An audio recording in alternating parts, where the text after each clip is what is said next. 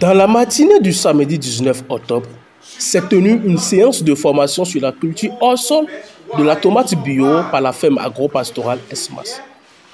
Ils étaient une douzaine de participants à prendre part à cette séance de formation qui portait sur l'initiation à la culture hors sol, les modes de culture et l'installation hydroponique.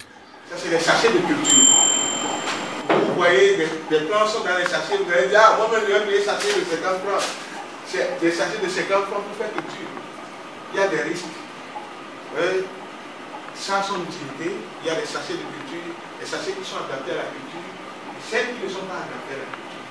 Vous devez plier le sachet de culture jusqu'à la limite des orifices. C'est-à-dire, il va vous montrer ça tout à l'heure, mais au prélude de vous montrer ça. Parce que vous avez une pépinière que vous voulez déplacer, on remplit ça, il va vous montrer. Donc vous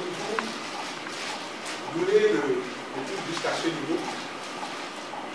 À l'intérieur, vous aurez les tours et les fils de coco.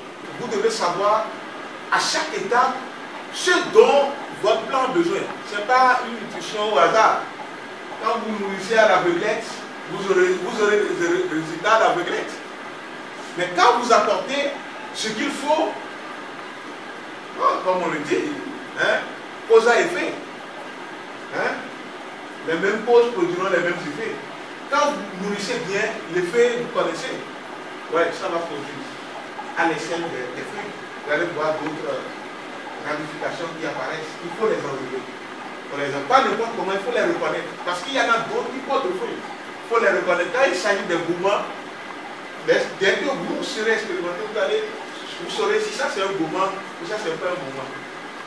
Sinon, là où vous devez avoir de fruits, vous allez les enlever.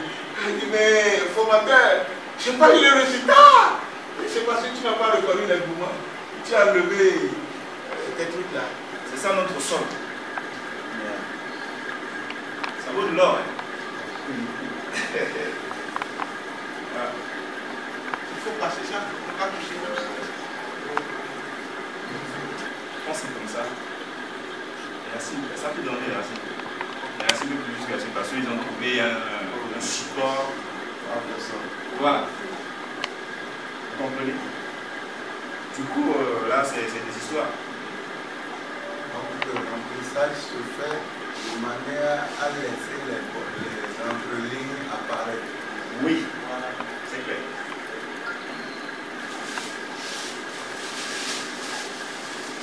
Voilà. Chaque plant doit prendre une quantité d'eau par jour. Et c'est ça que vous respectez au moment de l'arrosage. Lorsque vous préparez la pépinière, vous arrosez d'abord la pépinière. Lorsque vous faites, vous mettez les tours, vous arrosez ça. Vous finissez d'arroser, vous mettez les graines, et après, maintenant là, vous commencez l'arrosage, et il y a une quantité d'eau qu'il faut donner à chaque plant par jour. Les participants sont sortis ragaillardis de cette formation. D'autres sont restés sur leur envie d'en savoir plus sur la culture hors sol de la tomate bio. L'agriculture a toujours été une passion pour moi, mais l'agriculture conventionnelle impliquait des non-dits que je ne veux pas révéler ici. Mais quand j'ai vu hors sol, ça m'a intéressé. Voilà quelque chose dont on m'avait parlé. Et aussi, j'ai fait des recherches. Je suis allé sur Internet pour vérifier qu'est-ce que c'était. Mais je t'assure que ça m'a beaucoup bouleversé en sachant que cette génération n'aura pas forcément besoin d'une grande portion de terre pour pouvoir se faire de l'argent, se produire des choses. Alors donc, j'ai trouvé ça intéressant. Grandement satisfait de la formation que je viens de suivre, puisque tel un détenu, je peux dire, je viens d'avoir la clé d'une réinsertion sociale. Je sais qu'il y a des questions encore à poser, mais déjà, ce que j'ai entendu, c'est des choses très très importantes pour moi à mettre en application tout de suite. Dans cette optique, la ferme agro-pastorale ESMAS lance incessamment d'autres séances de formation, toujours dans le cadre de promouvoir la culture hors sol de la tomate bio, gage de bonne santé dans nos assiettes. Ça, c'est une première étape.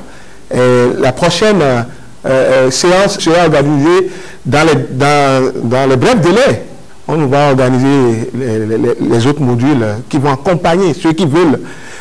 Ceux qui sont restés sur le fer peuvent venir encore se ressourcer.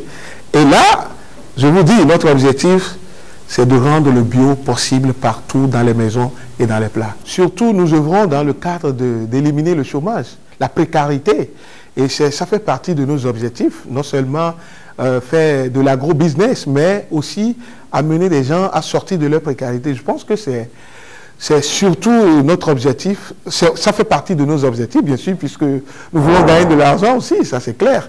Mais que les gens sortent de la précarité, que les gens ouvrent leurs yeux, qu'ils savent qu'ils peuvent faire quelque chose, qu'ils peuvent leur apporter, qu'ils peuvent nourrir leurs enfants, qu'ils peuvent sortir leurs enfants de la précarité, les scolariser, c'est tout ça. Je pense que c'est une joie.